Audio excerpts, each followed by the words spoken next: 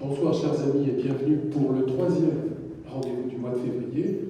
Si vous suivez la cadence maïmonidienne, avéroïste et thomiste, vous étiez là le 2 pour écouter et entendre Moshe Lévy.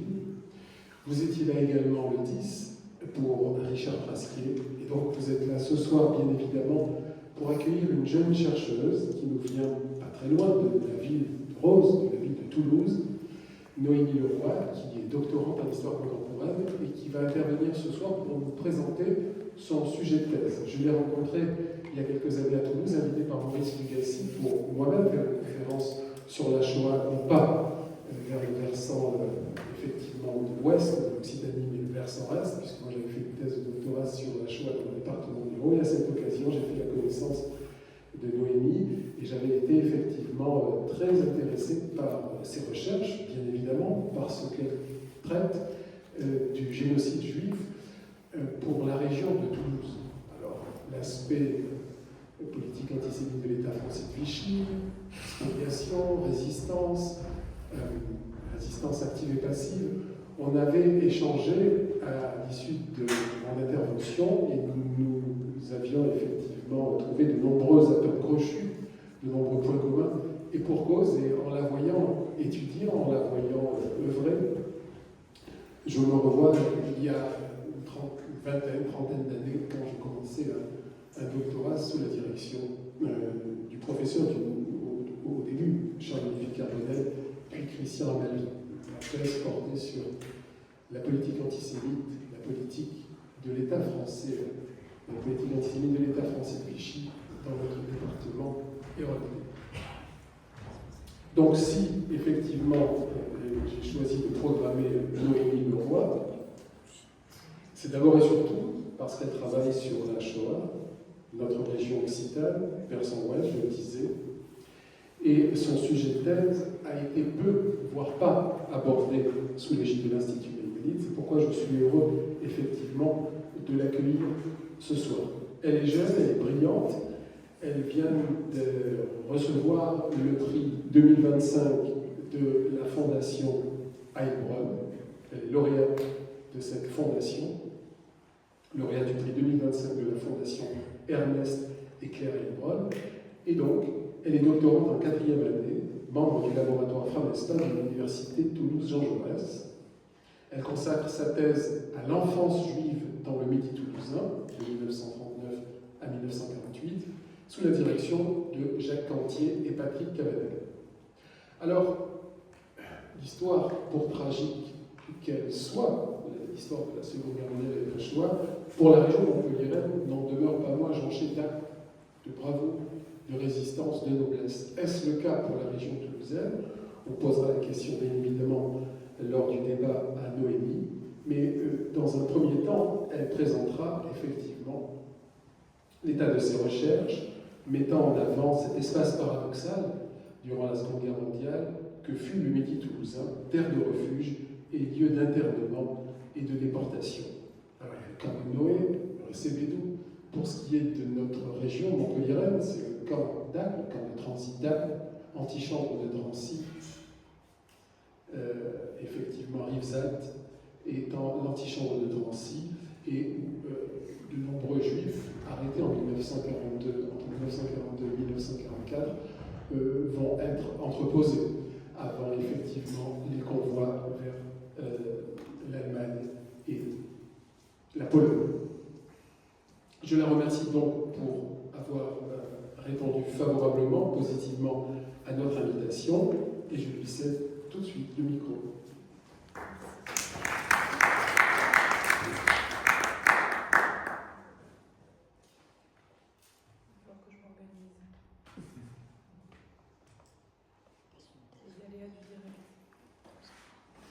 Vous m'entendez bien comme ça? J'essaie de ne pas le mettre trop proche pour pas que ça m'embête, que j'entende mon écho. Bonjour à toutes et à tous, merci Michael et merci à l'Institut Maïmonide pour cette belle invitation à Montpellier. Donc je viens de pas très loin effectivement de Toulouse. Je suis désolée, je n'ai pas eu le temps d'imprimer mon texte parce que je l'ai revu à l'hôtel avant d'arriver. Donc il est sur mon téléphone, donc c'est ça que vous me voyez regarder. Pourquoi j'ai des notes? Tout simplement parce que c'est la première fois que je présente mon sujet de thèse de façon aussi globale. En général, quand j'interviens dans des colloques, c'est pour des études de cas. Voilà, donc je ne suis pas forcément stressée, mais j'ai beaucoup de choses à dire, j'ai un temps limité et je vais essayer de ne pas vous perdre, donc je préfère m'appuyer sur mes notes et puis des fois je partirai en freestyle pour vous faire des petits zooms et des choses un petit peu plus incarnées. Voilà, donc je convoque toute votre bienveillance pour cette première présentation globale de ma thèse. Je vais vous présenter ma thèse qui porte sur l'enfance juive dans le Midi toulousain de 39 à 48. Je suis dirigée par Jacques Cantier et Patrick Cabanel, que vous connaissez très certainement puisqu'il me semble qu'il a ses quartiers à Montpellier. Je ne sais pas si c'est encore le cas, il vit en Lozère aujourd'hui. C'est le grand spécialiste du protestantisme et des justes, puisqu'il a écrit l'ouvrage de référence sur les justes en France. Et je suis soutenue aussi, c'est important de le dire, depuis septembre 2025 par la Fondation pour la mémoire de la Shoah. J'étais à Paris justement récemment pour le séminaire des boursiers, puisqu'on a une cinquantaine de boursiers dans le monde entier, puisque c'est international comme bourse. C'est une bourse mensuelle qui me permet donc d'être à temps plein sur ma thèse depuis septembre. Et ce n'est pas de refus parce que mes 3 premières années, je travaillais à temps plein à côté. Donc autant vous dire que je suis un petit peu en retard et que c'est pour ça que je n'ai pas encore soutenu en 4e année. Voilà pour le storytelling. Pour entrer dans le vif du sujet, ma thèse, j'ai voulu justement proposer un croisement de l'histoire sociale des Juifs de France, de l'histoire de la Shoah en France et de l'histoire de l'enfance en temps de guerre. J'ai adopté volontairement un double déplacement du regard. Donc d'une part, prendre l'enfance comme point d'observation central afin de saisir au plus près les expériences vécues par les enfants juifs, et d'autre part, privilégier un ancrage régional, c'est-à-dire le Midi toulousain, envisagé non comme un simple cadre local, mais comme un espace de passage, d'internement, de refuge, de sauvetage, et après la guerre, de reconstruction. Donc c'est un sujet qui, voilà, quand on le voit comme ça, peut paraître vu et revu, mais en réalité, c'est pas le cas. Je vous expliquerai la photo tout à l'heure que j'ai choisie, qui sera sûrement la couverture de ma thèse.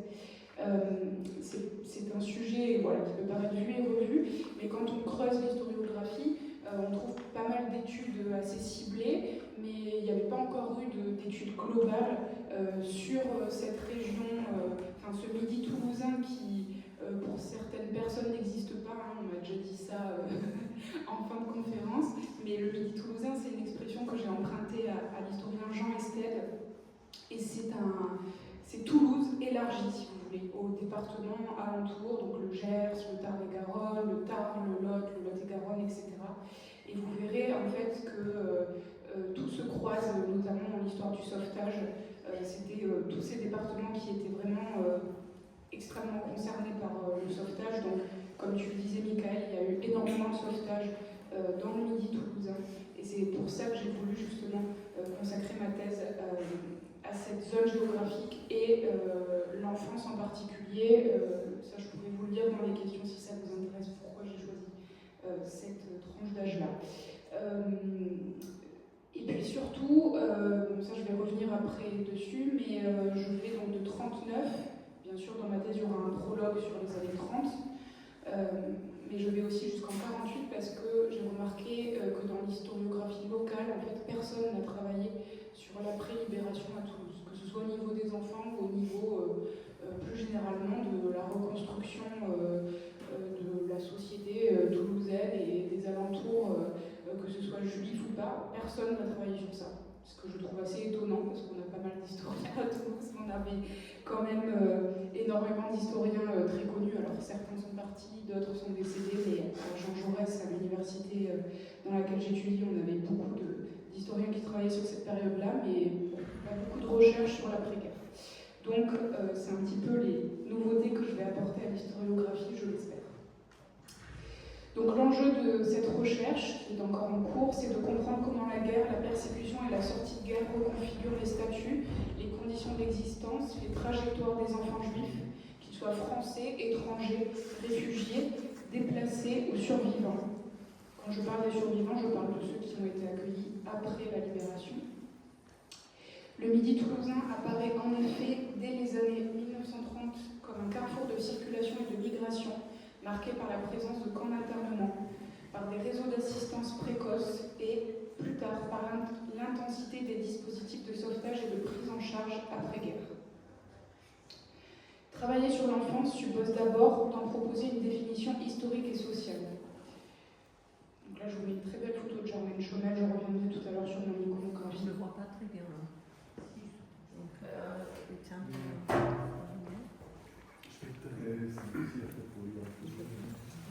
et vous arrivez à lire quand même ou pas? À lire ça, non, c'est bien.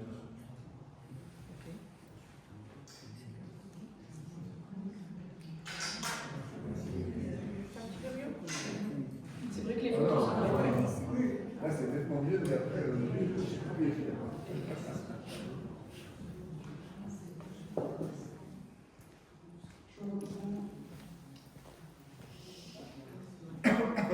Donc je reviendrai tout à l'heure sur l'iconographie parce que c'est vraiment quelque chose de très important dans ma thèse et c'est un sujet sur lequel j'ai énormément travaillé bien avant aussi de m'engager dans une thèse.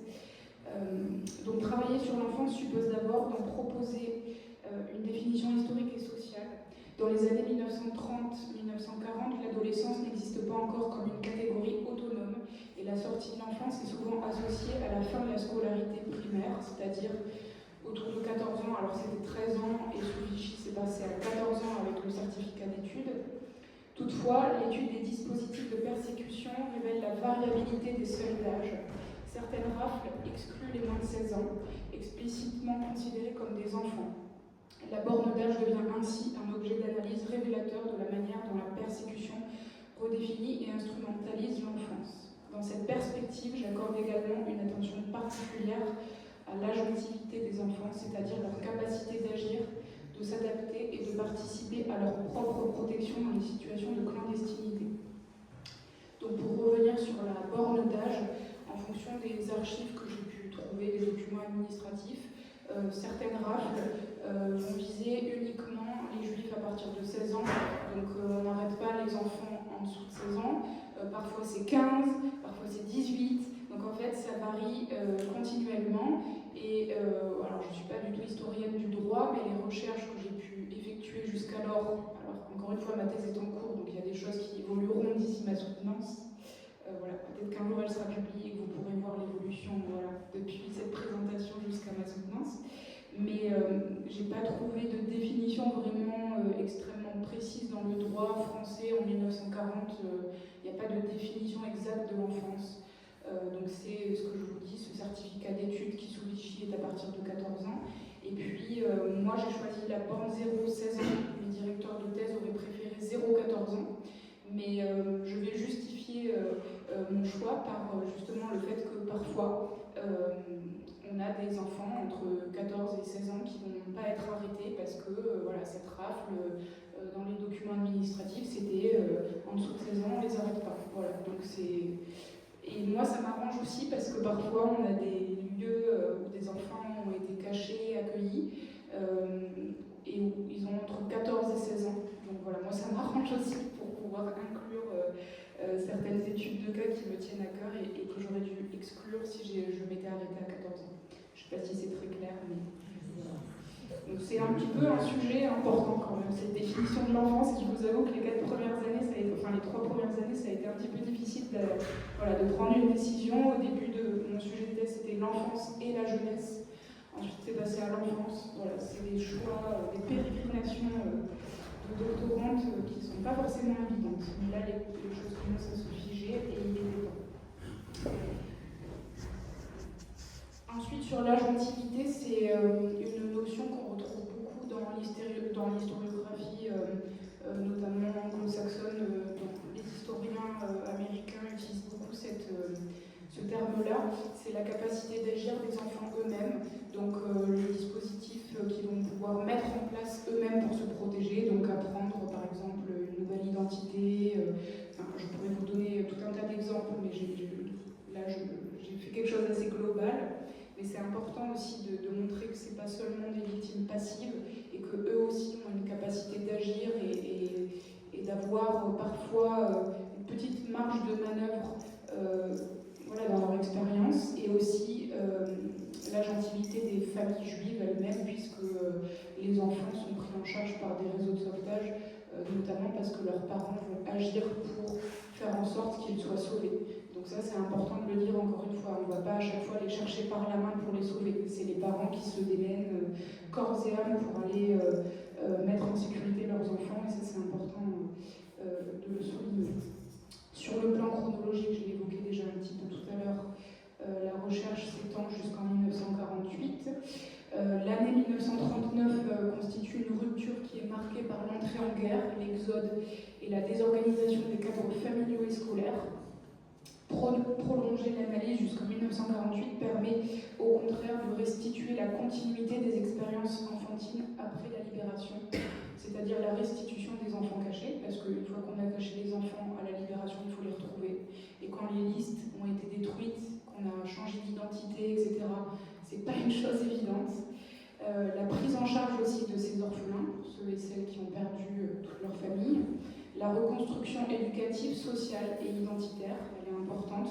Ça va être notamment un sujet de débat au sein même de la communauté juive, puisqu'on a plusieurs mouvances.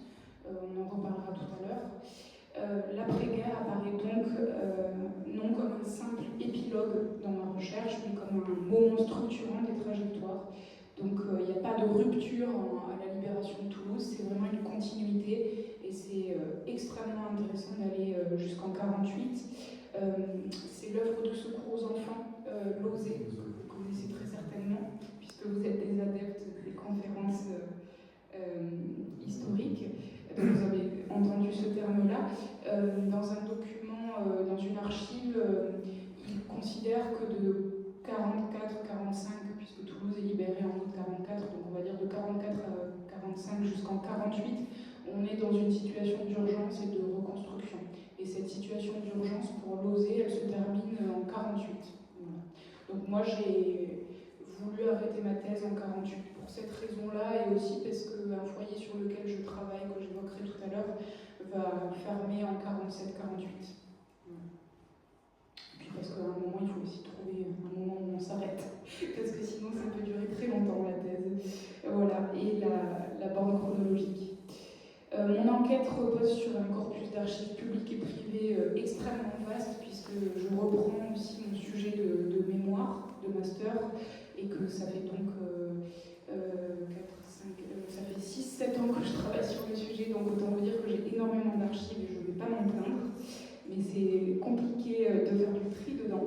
J'ai aussi beaucoup de témoignages écrits et oraux, et une iconographie très importante et inédite, puisque la plupart des photos que j'utilise dans ma thèse, alors pas forcément celles qui sont projetées aujourd'hui, mais c'est des fonds privés de descendants qui n'ont jamais déposé ces photos dans des centres d'archives. Donc mon objectif après la thèse, parce que je ne peux pas tout gérer, de faire en sorte qu'ils aillent déposer toutes ces photos aussi dans des centres d'archives pour que tout le monde puisse y avoir accès, et pas que Noémie Leroy. Mais en attendant, c'est le petit côté inédit de ma thèse. Voilà. J'articule plusieurs choses, je vais vous faire ça de manière assez brève, c'est-à-dire que je m'intéresse à ce que vivent les enfants, mais aussi aux personnes et aux structures qui les aident à survivre. Je pense à changer mes slides. À partir de ce cadre, ma thèse s'organise autour de 3 interrogations principales. Comment la guerre et la persécution transforment les expériences enfantines juives? Comment s'organisent concrètement les dispositifs de protection et de sauvetage? Et comment les trajectoires des enfants se prolongent dans l'après-guerre entre restitution, reconstruction et devenir? Pour revenir sur le prologue, on va dire. Donc avant même le début de la guerre, les enfants juifs qui sont présents dans la région toulousaine ne forment pas un groupe homogène. C'est un groupe qui est à l'image, on va dire, de la communauté juive présente dans le Midi toulousain dès les années 30 et même bien avant. C'est une communauté qui est relativement petite, qui va se former. Alors je ne suis pas médiéviste, donc je ne m'aventurerai pas dans cette période-là, mais en tout cas, on a quand même une communauté qui commence vraiment à se former, on va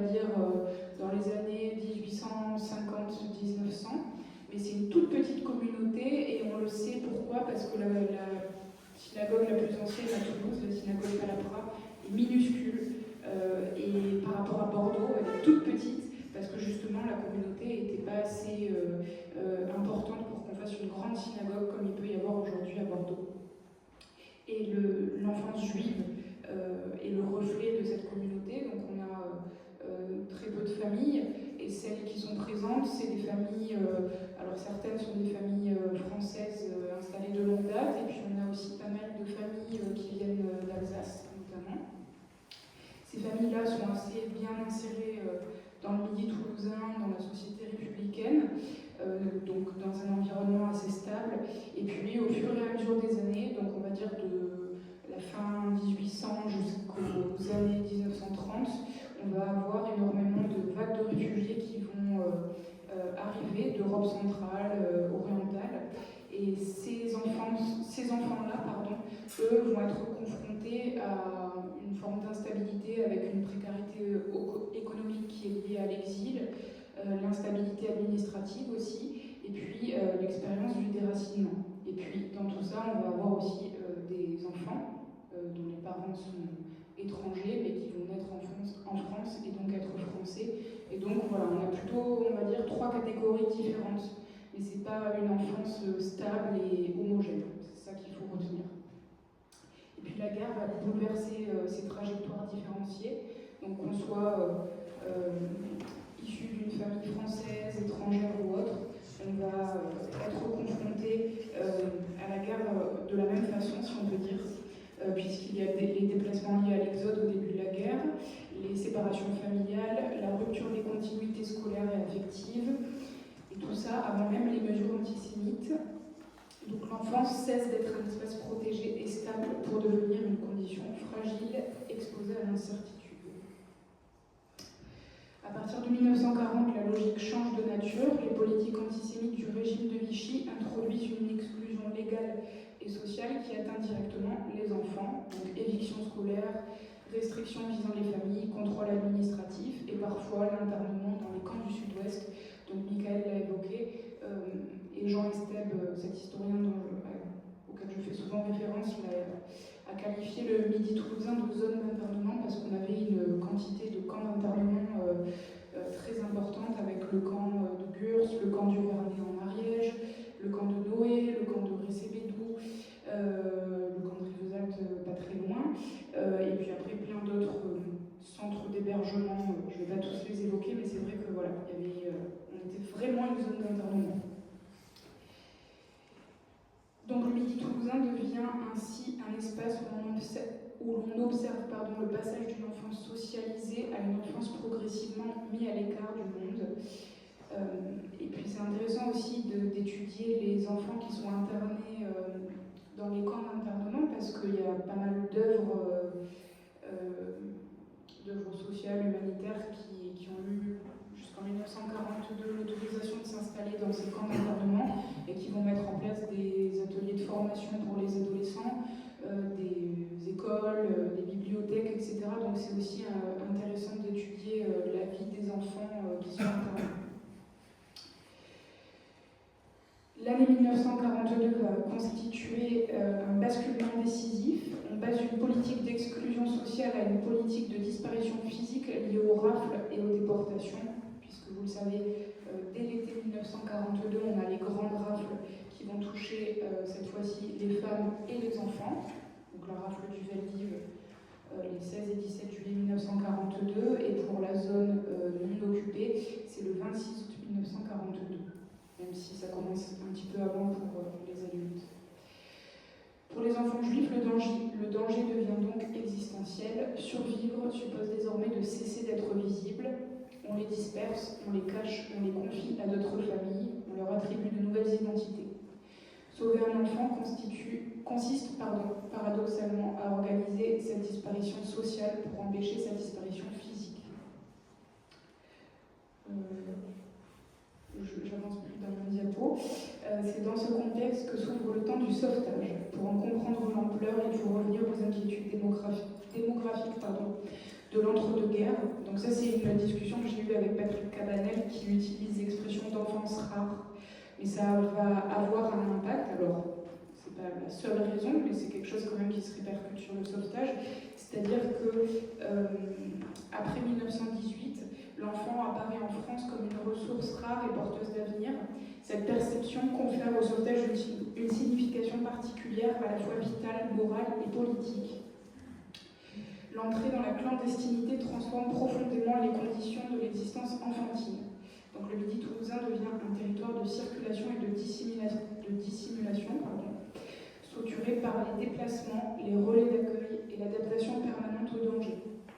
Le sauvetage mobilise une pluralité d'acteurs, organisations juives, chrétiennes, réseaux laïques, les résistants, les particuliers, c'est-à-dire la résistance civile, et les administrations locales aussi, qui ont pu être ambivalentes.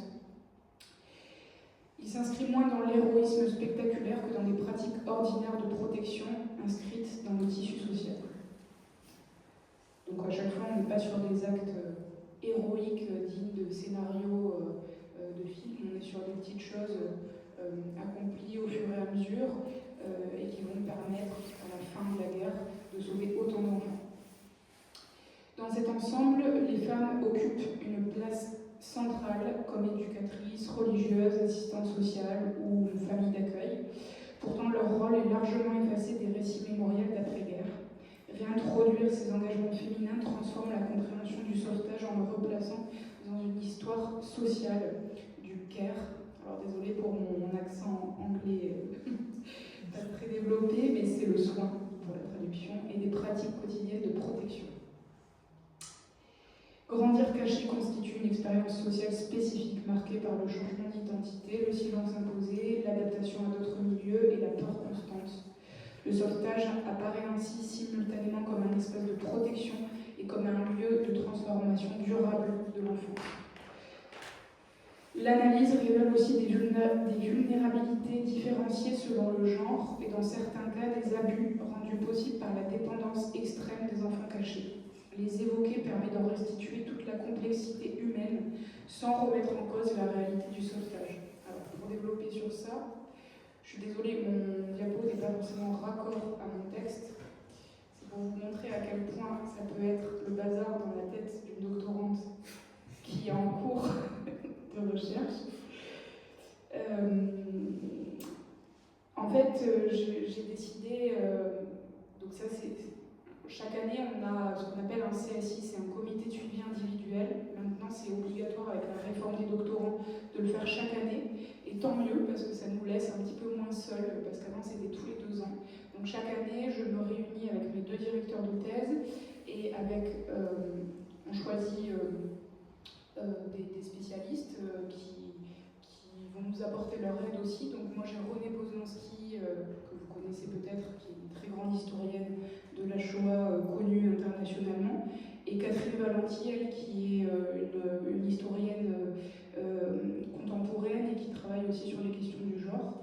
Et tous les 4, ils me permettent justement de réfléchir à mon sujet, de voir comment j'avance, et puis on échange à chaque fin d'année pour voir ce que je peux aborder ou pas dans ma thèse.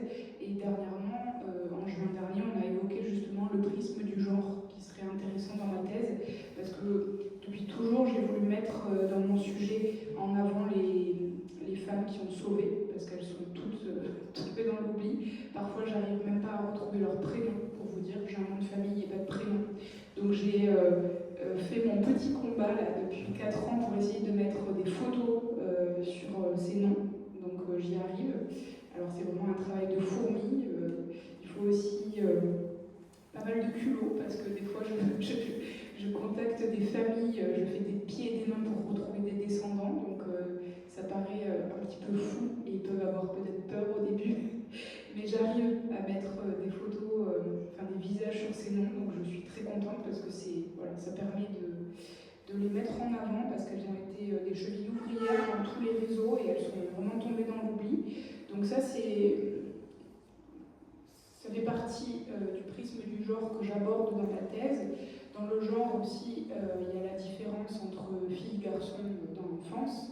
Et puis, on peut aussi inclure, alors je ne sais pas vraiment si ça fait partie du genre ou plutôt du prisme de l'asymétrie des pouvoirs, si on peut appeler ça comme ça, mais il y a aussi la question des abus qui est très importante et qui n'a quasiment jamais été évoquée parce que vous en doutez, on est sur un tabou voilà, qui ne vient pas forcément spontanément dans les témoignages des rescapés. Pourtant, ça a existé. J'ai des fois alors c'est très rare, j'ai que 2 exemples, mais récemment, j'ai un monsieur, alors lui, il a été pris en charge après la libération dans un foyer à Toulouse. Il a été caché ailleurs en France, donc pas dans la zone géographique, mais je parle de son histoire sur l'après-guerre.